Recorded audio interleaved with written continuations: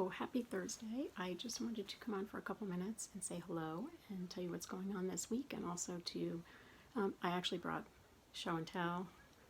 Things are looking up on the channel. Before I start, I just want to say, if you like the videos, I hate sounding like a YouTuber, which I'm not, but please subscribe to the videos so that you can see when I upload, which is usually on Thursdays.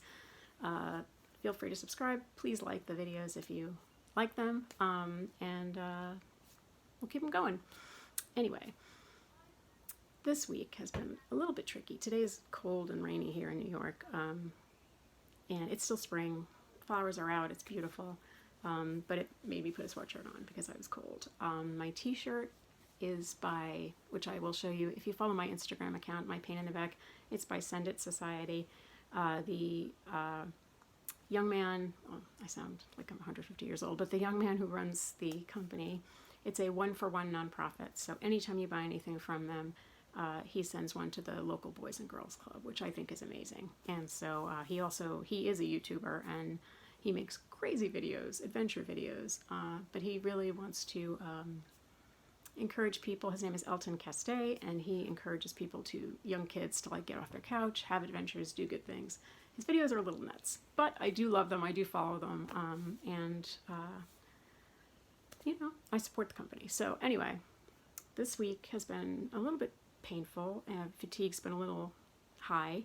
I did sleep a few hours. I did sleep well last night, actually, by my normal standards. I think I fell asleep at 2:30 or 3, and I got some sleep, so it was good. Funny anecdote, or anecdote. Years and years ago, my doctor and I, my first CRPS doctor and I, battled over using lidocaine ointment on my body because my daughter was much, much younger at the time, and he wanted me to use it on my hands because they were very painful. And I always refused because my fear was that I would, you know, make lunch or make dinner and transfer it somehow, that she would get it or my husband would get it, and you know, nothing could change my mind about that. I was petrified of it. You could have had the president of the Lidocaine Association, the inventor of lidocaine, come and tell me, don't worry, it's fine, and I would have said, I don't think so. I will worry. That's how it'll be fine. Didn't matter the pain. I was not about that. So anyway, fast forward a lot of years, I can't really deny the need for the lidocaine anymore. And so I started filling the prescriptions. I would use it. I always wear gloves when I apply it because I do not want to touch my face or touch food or whatever. It just made me nervous. But now I use it on my knees. I use it on my back. I use it on my shoulders, both of them. I use it on especially I don't know why I'm showing you can't see it, the outer, the outer part of my lower left leg. Which this week was so raw, my clothes hurt. And so I wear like loose Old Navy sweatpants, you know, when I'm home. But when I go out, I wear jeans or jeggings, and that was a little bit painful because it just grated on my skin. It feels like a sunburn. Super painful. And also my right arm as well. Anyway, so I think I possibly did not. I was using too much lidocaine, too much of the lidocaine ketamine. And it comes out, show and tell, this is the bottle, and I'm not obviously going to waste any of it, but it comes out, this little teeny tiny dispenser, it comes out like a little ribbon. And so I know that was like the most exciting show and tell ever. These teeny tiny little pumps, last night, because I have so many places. He prescribed it for my hand and maybe my back. I don't remember. But because I'm using it on my foot, or I would be needing something on my foot, both knees, both legs, my back, my shoulders, and my arm, I can't. I mean, it would be way too much. So here comes the second show and tell, and you're very excited, is the lidocaine. And the lidocaine, I hate the smell of this particular brand. I don't know what brand it is, but it smells like glue, and it's not pleasant. But I don't know if you can see. Oh, actually, yeah, you can kind of Can you see that? It's like swooped up in a little, this is a brand new jar. Smells like glue, and it does not dry easily. So as I'm trying to like dry everything, it does get on my clothes. That's why I only use it on, I don't use it on my outside clothes. I only use it on like pajamas or stuff I'm kicking around the house in. That sounds so ridiculous, kicking around the house. Anyway, I'm not going to get caught down a rabbit hole of weird expressions. I used the ketamine lidocaine on my wrist because it's hard to see here, but this area here is puffy and it's sore, and that extends, you know, also in the back of my hand. And so last night, the inside of my forearm felt pretty raw, and so I thought, you know what, I'll use the ketamine lidocaine, the little pumps, I'll spread it out on my arm and on my wrist. Now, my fear was that I would put it on and then be like, la la la, la la la, and get it on my face. So I waited. I was like blowing on my hand. I was like waving it around, which with a bad shoulder, it's in arthritis, it's like, yes, what's the dumbest thing you can do? So it dried kind of mostly, and I had a long sleeve shirt on, so I thought, I can't stay up all night. I'm going to do this. The lidocaine, it takes forever because it's like a jelly, and it's, even you could rub it in and rub it in and rub it in, it still takes longer to dry.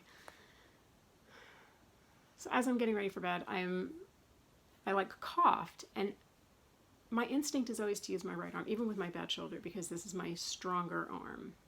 So I coughed, and of course I had short sleeves on at the time. So I was like, ha ha, and it's like, hello. And then as I'm putting on the lidocaine, I was like, I always wear gloves because I never want to get it on my hands. But I got it accidentally on the back of my glove. And so I was like fixing my glasses, and I went like that. So I'm like, this is so great. The whole left side of my face is going to be numb, which maybe wasn't a bad thing. But I went to wash my face again, and it's just what happens. And like, have you ever been painting a room and, you know, you get paint on something and then you get it in your hair and you're like, I got to be really careful not to get it on my clothes. And of course you get it on your clothes. And I would do that all the time at school when I was making costumes. I used a lot of glitter. I used, you know, shakeout glitter, spray glitter. We used paint. I have a pair of boots that still has glitter on it because it was like the spray adhesive glitter. And so I would, you know, I never touched my face in school. I was always really careful about that, but I would have it on the back of my hand. If we were painting, I would make the kids wear gloves so that they wouldn't go home covered in glitter, which inevitably happened once they put the costumes on. It was like in their hair, and I would be spraying it and get it on myself, and then I would like be trying to get my hair out of the way, and I would get it in my hair, I would get it on my face, and I wouldn't see it until I got home. And I was thinking, you know, wow, people must have thought, wow, that's extreme makeup for somebody as old as you. But I thought, you know what?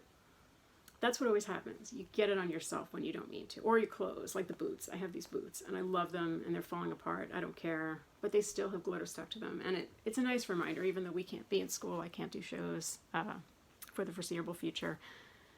I look down, and it makes me happy to see the glitter. And anyway, lidocaine, ketamine, the lidocaine by itself, jelly versus cream. The ketamine lidocaine cream is amazing because it's very light. It's teeny tiny thin little ribbon, and I wish I had a bucket of it because then I could just use it and I'd feel much better. But the other thing I wanted to talk about is books. I am almost 32 books into my read 100 books by the end of 2021 challenge. I'm actually ahead of that, but I have an official list, and then I have the unofficial list. And the unofficial list has books that I would not recommend to other people because they are just bad.